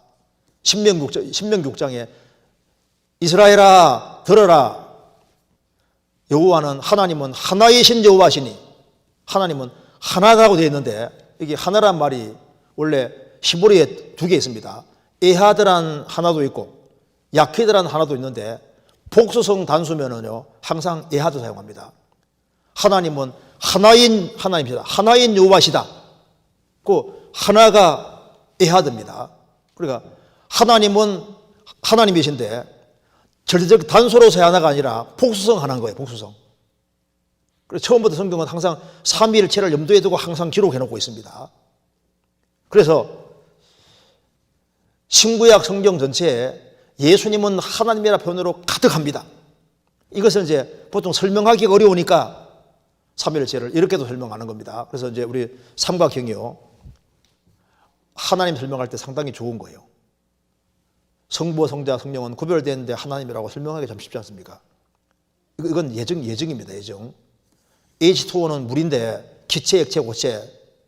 그럼 이해하기 좀 수월하잖아요. 완전한 설명은 아니지만은 1 더하기 1 더하기 1은 3인데 1 곱하기 1 곱하기 1은 또 1이잖아요. 그러니까 1이 있는데 하나거든요. 그 가는 것처럼 하나님은 한 분이신데 성부, 성자, 성령 구별이 될 수도 있는 거예요. 그리고 옛날에 페트리카라는 사람이 그 전도로 갔을 때 아일랜드 사람 전도로 갔을 때 삼일체 설명하기 어려우니까 세입 클로바 그걸 보여주면서 봐라. 클로바 잎은 3개인데 하나지 않느냐. 그런 식으로 항상 그거 들고 다니면서 전도했는데 왜 이해를 하기 어려우니까 그렇게 쉽게 설명을 해준 겁니다. 어쨌든 간에 이 삼일체에 대해서는 한번 자세하게 배워야 되는데 이거 배우려면 상당히 시간이 많이 걸려요. 이건 한번 나중에 따로 시간 내가지고 삼일체라는 것 자체를 있지 않습니까? 그걸 한번 배우는 것도 좋으리라고 생각합니다. 그런데 그건 기회 있을 때 다음에 한번 하도록 합니다. 이거 얘기하면 저는 시간이 너무 길어가지고 그 다음 질문 봅시다. 빨리 넘어가 봅시다. 이것도 참 좋은 질문입니다. 신명기 17장 14절 한번 찾아보시겠습니다. 신명기 17장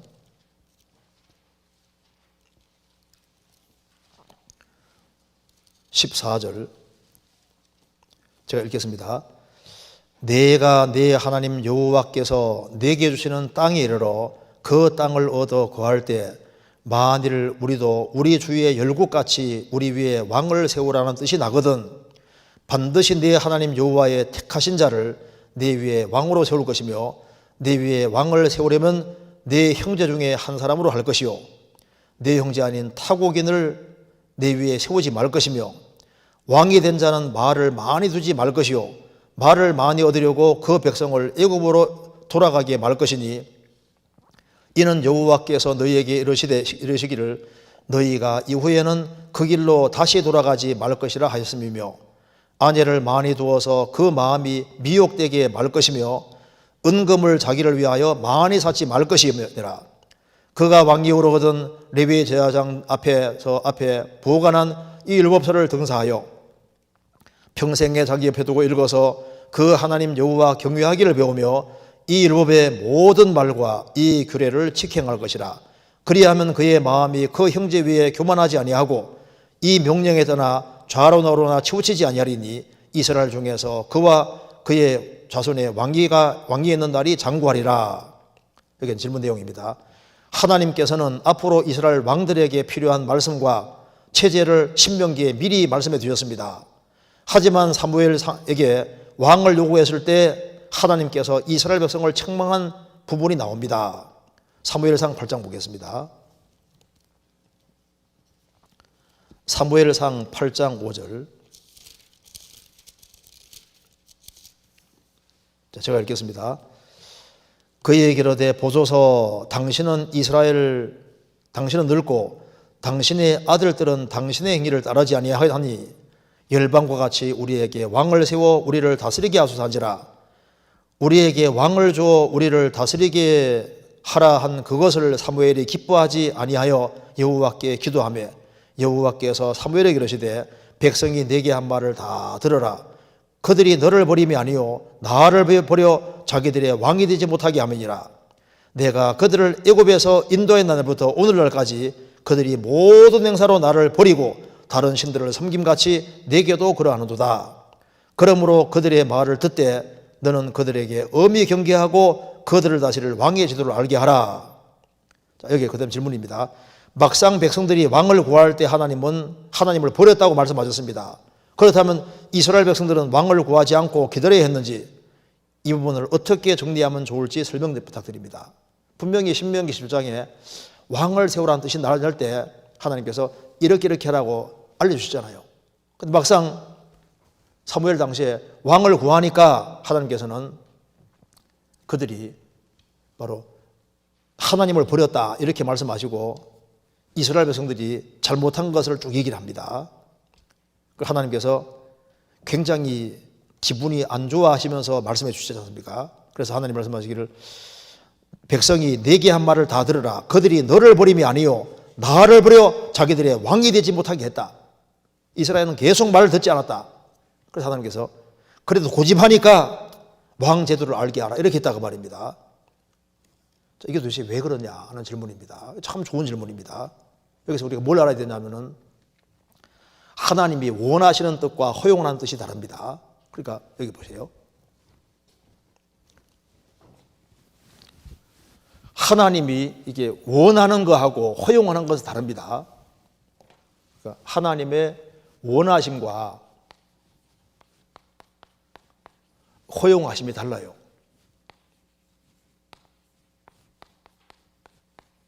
그러니까 하나님이 원하는 것이 있는데 하나님 원대로 안 하면 할 수 없이 그럼 네 할 테면 해봐 하고 허용하시는 겁니다.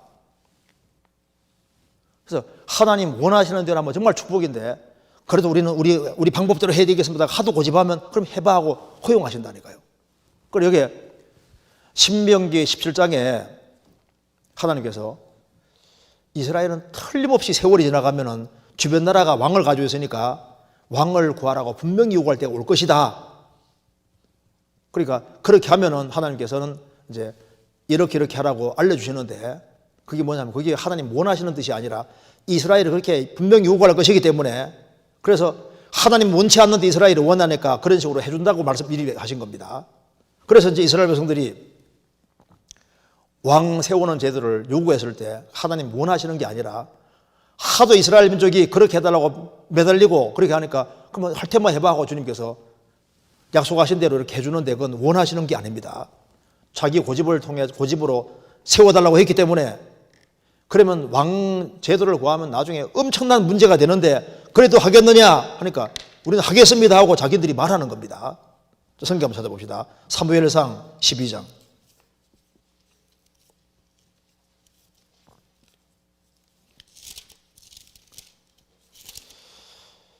여기 왕정 제도를 쭉 알려주시니까 15절 이렇게 말합니다. 너희가 만일 여호와의 목소리를 듣지 아니하고 여호와의 명령을 거역하면 여호와의 손이 너희의 열조를 치신 같이 너희를 치실 것이라. 너희는 이제 가만히 서서 여호와께서 너희 목전에 행하시는 이 큰 일을 보리라. 오늘은 밀베는 때가 아니냐. 내가 여호와께 아뢰리니 여호와께서 우레와 비를 보내사 너희가 왕을 구하니를 곧 여호와의 목전에 범한 죄악의 큼을 너희로 밝히 알게 하리라. 이에 사무엘이 여호와께 아뢰매 여호와께서 그날에 우레와 비를 보내사 모든 백성이 여호와와 사무엘을 크게 두려워하니라.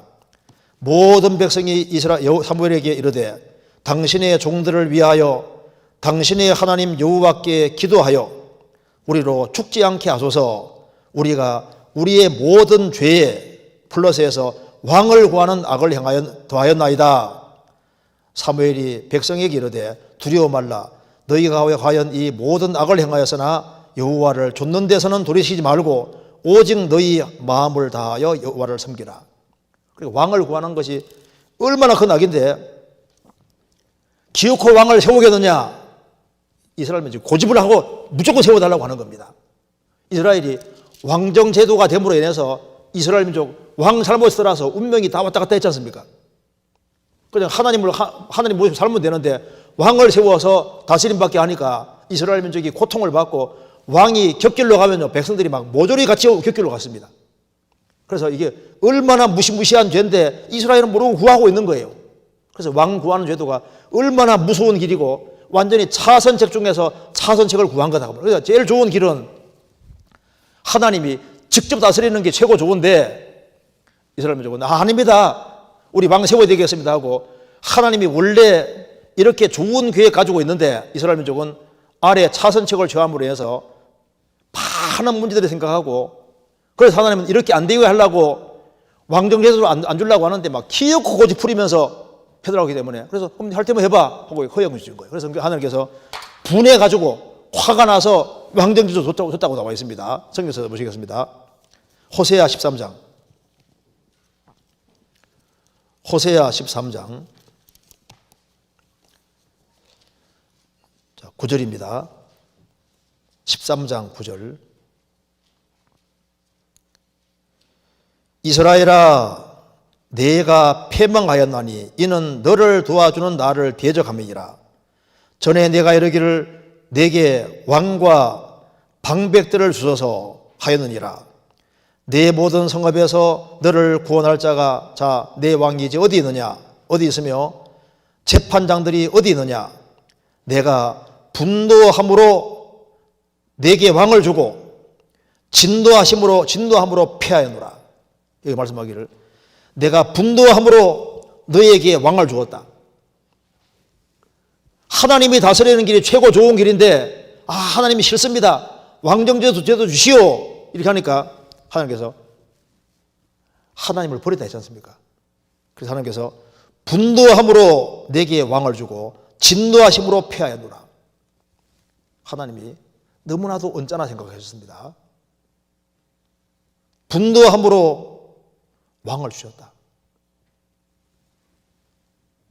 근데 하나님께서는 이스라엘이 타락의 길을 걸어가면 막 기어코 왕 세워달라고 할 텐데 하나님께서는 싫지만은 인간의 자유를 존중하시니까 하나님께서 할 수 없이 왕정 제도를 허락해 주시는 거예요. 왜 주시냐면은 말을 안 들어요. 안 들으니까 하나님이 화가 나서 분노하면서 그래 그러면 한번 세워봐. 이게 그러니까 하나님의 원하시는 뜻이 아니라 말 안 들으니까 허용하신 거예요. 이걸 이해되시죠? 빨리빨리 넘어가 보겠습니다. 그 다음 질문.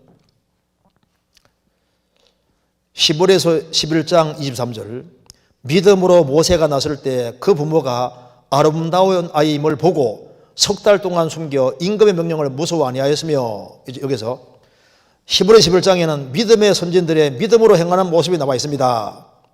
23절에 모세의 부모님에게는 정확히 어떤 믿음이 있었는지 알고 싶습니다. 모세가 태어났는데 그 아이가 아름다운 아이임을 보고 사내 아이는 다 죽이라는 그때 석 달 동안 목숨을 걸고 아이를 지켰고 임금 명령을 안 무서워했다. 최고 무서운 분이 하나님이기 때문에 임금 명령을 어기고 하나님을 향한 믿음과 두려움 때문에 하나님께서는 이 아이를 살려주셨고 그리고 큰 역사를 이루게 합니다. 그러니까 다 죽는 자리에 모세는 건진받았는데 그 이유가 뭐냐면 그 어머니 요게벳은 믿음이 아주 특별한 사람입니다. 믿음이 아주 특별한 사람이고 그리고 이제 이 모세가 다 죽는 자리에서 이제 그 아이를 살리기 위해 어떻게 하셨냐면 하나님께 간절히 계속 기도했습니다. 그러다 이제 더 이상 감출 수가 없게 돼서 이제 나일강에 아이를 띄우지 않습니까? 갈대 상대도 띄우는데 그 모세가 살게 된 이유도 그 어머니가 간절히 기도하고 아마 아버지도 같이 기도했을 겁니다. 간절히 기도하고 하나님의 전능한 능력을 믿고 그리고 전능하신 하나님께 자녀를 부탁했는데 그래서 하나님이 바로 에집트의 공주하고 딱 연결시켜서 왕궁에서 길러지게 하는 겁니다. 그리고 모세 어머니는 아이를 딱 보니까 이스라엘 민족이 구원될 걸 간절히 바라고 했는데 아이가 딱 태어났는데 보니까 이 아이가 뭔가 하나님 역사 이루는데 아주 굉장히 중요하게 사용될 것도 미리 본 겁니다. 그래서 여기 아름다운 아이임을 보고 석 달 동안 숨겨서 명령을 어기지 않고 왕의 명령을 어기고 그 자녀를 지켜줬다고 말입니다. 왜 그렇게 했느냐? 하나님을 향한 참된 믿음이 있고 그리고 하나님의 능력이 있으니까 하나님이 도와주시면 다 죽는데도 불구하고 우리 아들은 살 수 있다는 걸 믿은 거예요. 그래서 주님께서 특별하게 축복해 주셨고 그리고 봐요. 그러니까 모세 어머니 아버지 집에서 봐요. 아론도 태어났죠. 모세 태어나죠. 미리암도 태어나죠. 다 역사에서 주역으로 활동하게 됩니다. 이 모든 것은 어머니의 아버지의 확실한 믿음이 있었기 때문이라고 주님 칭찬해 주시는 거라고요. 그래서 기도로 얻었고 그리고 이스라엘이 건져질 것을 간절히 갈망하고 있었고 그래서 모세 태어났을 때 이제 석 달 동안 임금 명령을 안 무서워하고 하나님을 더 두려워하는 믿음을 가지고 있었습니다. 그리고 이제 이 아들이 귀히 쓰임 받을 것을 믿은 거예요. 그래서 기어코 이 아이를 살리는 길을 택했는데 그래서 더 간절하게 기도하고 그리고 간절히 주님 앞에 더 크게 쓰임 받게 하기 위해서 정말 하나님께 매달렸던 것이 맞습니다. 주님 건져주신 거예요. 자, 그 다음 질문 간단히 해보겠습니다. 교제에 나오지 않는 형제님들에게 연락을 드리는 중에 더 이상 연락하지 말라는 연락을 받았습니다. 어떻게든 교제 가운데로 인도하고 싶은데 형제님이 원하는 대로 형제님에게 원하는 대로 연락을 안 해야 할지 그럼에도 불구하고 계속 연락해야 될지 고민입니다. 이런 경우잖아요.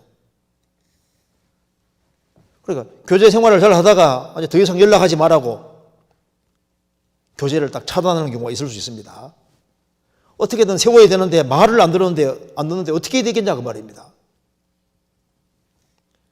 먼저 우리가 이제 신앙생활 하다가 성경에 합당하지 않게 행동하면 성경에서 사귀지 말라고 했지 않습니까? 먼저 한번 찾아봅시다. 데살로니가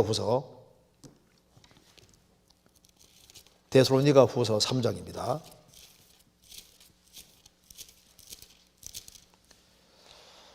(3장) 13절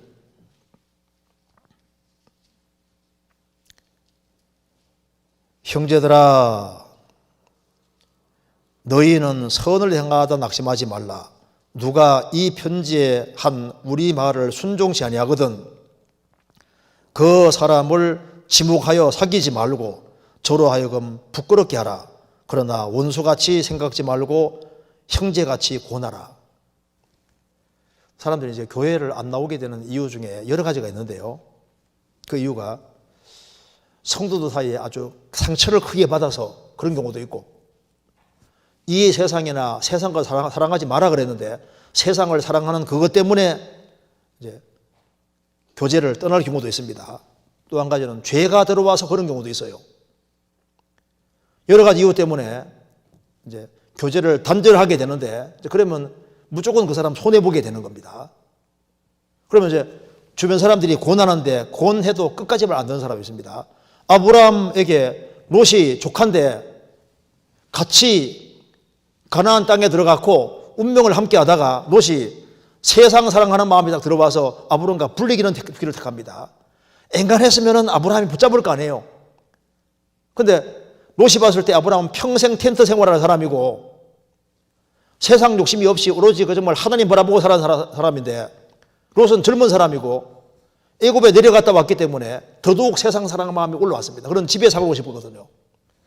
나그네 생활을 할 것이 아니라 정착에 살기를 원했습니다. 그래서 아브라함과 분리되는 길을 택할 때 아브라함은 어지간하면 잡습니다. 야, 어떻게 같이 있는 게 좋지 않냐. 그런데 눈치를 보니까 떠나려고 마음을 굳혔어요.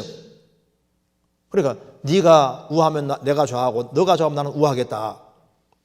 그러니까 얼른 있지 않습니까? 얼른 자기가 목적하는 것을 정해놨기 때문에 만일 자신이 먼저 선택하지 않으면 이게 뺏길까 봐 소돔고모라 쪽을 택합니다. 소돔고모라. 이게 왜 그러냐면은 세상 욕심이 딱 붙잡혀 있으면은 믿음의 조상 아브라함이 말해도 안 듣는 거 봐요. 바울 사도 동역자가 누군지 아시죠? 데마. 바울 사도 동역자라고 나와 있는데 세상 데살로니가 세상으로 갈 때 주변에 신실한 크리스찬들이 얼마나 붙잡았겠습니까? 우리가 조금만 더 참고 견디면 주님 오신다. 그 위치 이탈은 안 된다 하고 계속 경고했을 텐데 안 듣는 거예요. 세상 사랑하는 마음이 있으니까 바울 사도를 버리고 데살로니를 갔다. 바울 사도를 버리고 가버렸습니다. 지금 얼마나 후회하겠습니까? 그때 아브라함 같이 운명 고락을 함께 했으면은 대만은 막 위대한 삶이 될 텐데 세상 사랑하는 마음 때문에 분리될 때 주변이 안 잡아줄 수가 없습니다. 붙잡아 주려고 해도 곁길로 끝까지 가는 사람 봐봐요. 그래서 자기 중심에서 딱 신앙생활을 딱 등지는 길을 택하면은 주변 사람이 아무리 얘기도 안 듣습니다. 그래서 한두 번 항상 한두 번은 경고할 수 있는데 그래도 계속 안 들으면요 주님께 딱 맡겨버려야 되는 거예요. 그래서 성경에서 말씀한 대로 한두 번 경계하고 그래도 말 안 들으면 구원 안 받은 사람인 것처럼 이방인과 세리처럼 여기라고 말씀하시잖아요. 그래서 우리가 할 수 있을 만큼 하고 안 되는 건 주님께 맡겨야 됩니다. 그 사람이 섰는 것이나 넘어지는 게 하나님 손에 있기 때문에 그 사람이 중심에 정말 돌이키면 주님이 어떤 방법으로든 세워주세요. 근데 그 중심이 바르게 안 되어 있으면요 주님이 계속 기다리십니다. 그리고 이제 구원을 확실히 받은 경우에 형제자매들이 이렇게 공부함에도 불구하고 끝까지 이제 말 안 듣는 길을 택하면요 주님이 그걸 딱딱 모아가지고 또 정확히 징계드리는 것도 있어요. 그리고 이제 마지막으로 질문 봅시다. 전도를 하다 보면 대상자가 여러 가지 말도 안 되는 이야기로 말씀을 듣기 싫어하고 핑계에 대면 분이 올라올 때가 있습니다. 이럴 때 나에게는 영혼을 사랑하는 마음이 없음을 많이 느낍니다. 어떻게 하면 예수님처럼 다른 영혼을 사랑하는 마음으로 전도할 수 있을까요? 이건 다 우리 다 고민하는 내용입니다. 근데 누가 끝까지 전도하는 길을 택하냐 하면은 하나님 살아계신 걸 정말 확실히 알고 그리고 지옥의 존재를 확실히 알고 영원한 천국 존재를 확실하게 믿으면 믿을수록 불타는 마음이 올라오게 되어 있는 거예요. 그래서 어떤 사람이 이제 자기는 지옥 가겠다고 하면요 지옥을 실제로 믿는 사람은 정말 지옥 가면 안 되니까 간절한 마음이 저절로 올라옵니다. 그렇잖아요. 그래서 주님과 바른 관계 속에 있는 사람은 그 사람은 책임감을 느낄 뿐 아니라 이게 실제이기 때문에 불쌍한 마음이 계속 올라오게 되어 있습니다. 그리고 주변 사람이 천국 가고 지옥 가는데 내 책임이 없느냐? 내 책임이 있습니다. 잠깐 찾아보시겠습니다. 이거 마지막으로 봅시다. 마태복음 23장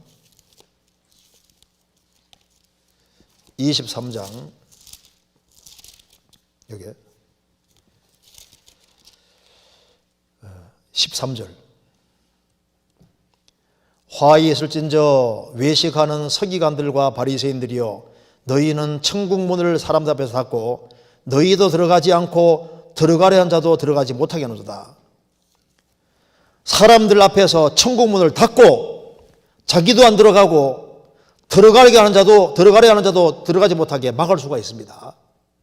성경에서 분명히 말씀하기를 인간에게 책임이 있다는 걸 분명히 말하고 있습니다. 주변 사람들이 넘어질 때 책임이 있습니다. 그래서 하나님 앞에 서게 되면은 너의 주변에 사람들이 있는데 너는 그들을 위해서 뭘 했느냐?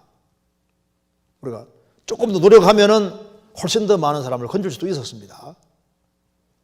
자, 예레미야는 왜 그렇게 불타는 마음이 아주 간절했냐 하면은 바벨론이 쳐들어오고 이스라엘 망하는 게 아주 실감나니까 그렇게 핍박과 관대를 받으면서 마음속에 불같은 마음이 쫙 올라오는 거예요. 한 번에 더 보시겠습니다. 예레미야 20장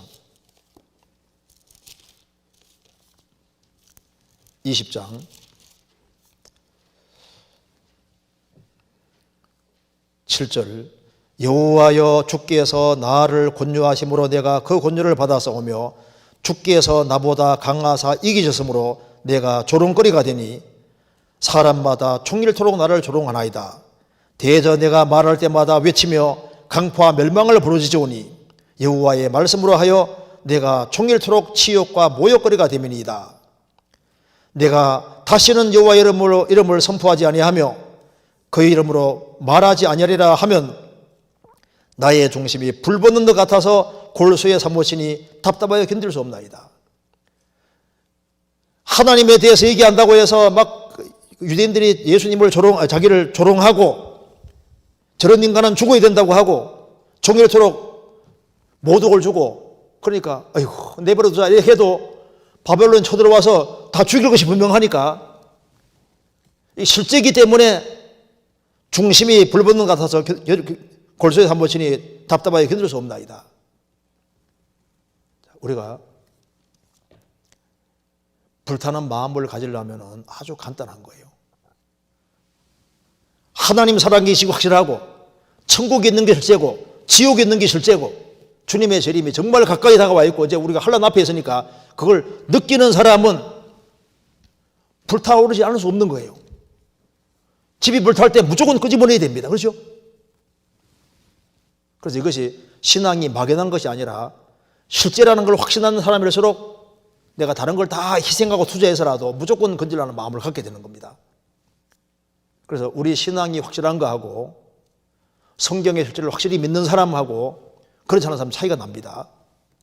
주변 사람들에 대해서 핍박을 받고 욕을 얻어먹으면서도 그 사람이 천국을 갈 수 있다면 핍박과 욕을 받는 게 당연한 건데 그런데 몸을 조사리면서 누가 이제 전도하다가 안 되니까 저런 인간 틀려서 이렇게 하면서 있지 않습니까?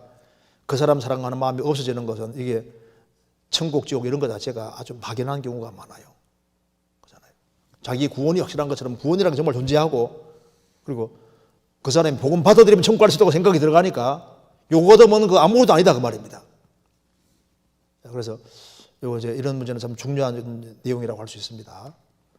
오늘은 여기까지 하고 다음에 한번 또 자세히 말씀드리겠습니다. 같이 기도하시겠습니다. 자비로우신 우리 아버지 하나님, 저희들을 불쌍히 여기시고 주의 보배론표로 구원해 주신 것을 감사합니다. 우리 주변에 불쌍한 이뤄진 영혼들이 너무나도 많이 있습니다.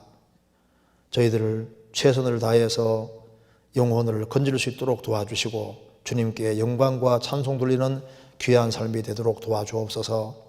이번 주간에 집회할 수 있는 기회를 허락해 주시고 또 집회를 위해서 동참하게 해주신 것을 감사합니다. 주님의 복음과 영광을 위해 힘쓰는 모든 분들을 일일이 주님께서 도와주시고 주님 오시는 그날까지 영혼을 건지는 일에 최선을 다할 수 있도록 도와주옵소서. 주 예수 그리스도 이름으로 기도하옵나이다. 아멘. 수고하셨습니다.